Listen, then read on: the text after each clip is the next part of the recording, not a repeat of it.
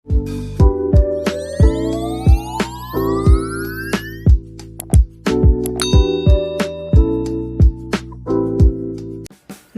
naman tayo ng sarsyadong isda. Ito ang ating mga kailangan: isdang galunggong, kamatis, sibuyas, garlic, patis, black pepper, at syempre ang ating cooking oil. At syempre, kasama rin natin sa ingredients ang 1 beaten egg.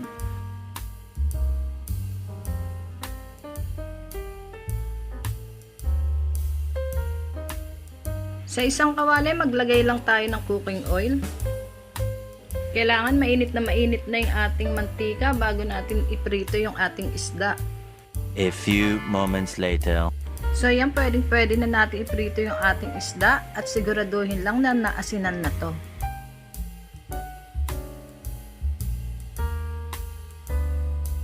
A few minutes later. Okay, baliktarin naman natin para yung kabila naman ang maluto.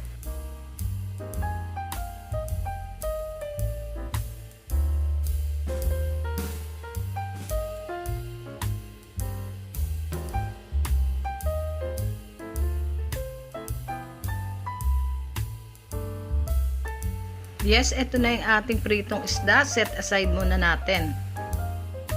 Next step naman, sa isang kawali, maglagay lang tayo ng konting mantika.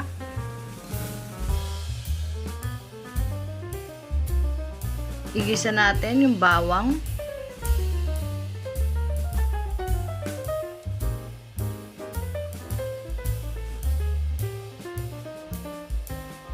Sibuyas.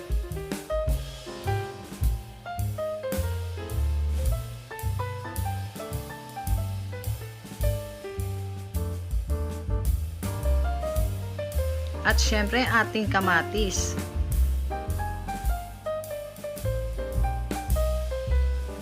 Yan, halu-haluin lang, then lulutuin lang natin yan ng mga ilang minuto.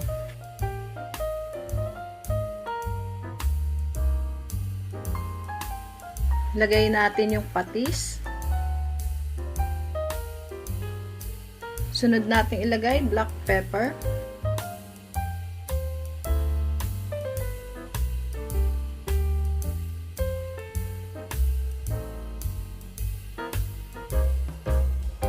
A few minutes later. Maglagay na tayo ng water, antayin natin kumulo.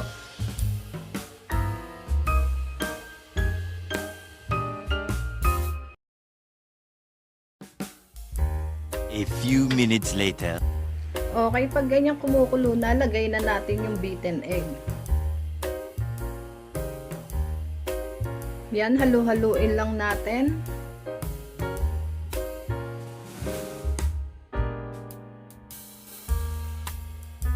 Pwede na natin ilagay yung ating prinitong isda.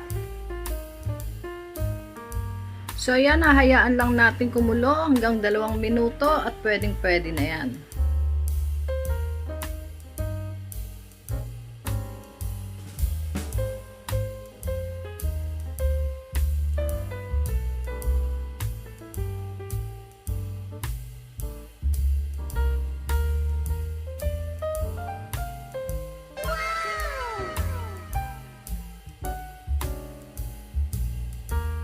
A few minutes later. Yes, luto na ang ating sarsyadong isda.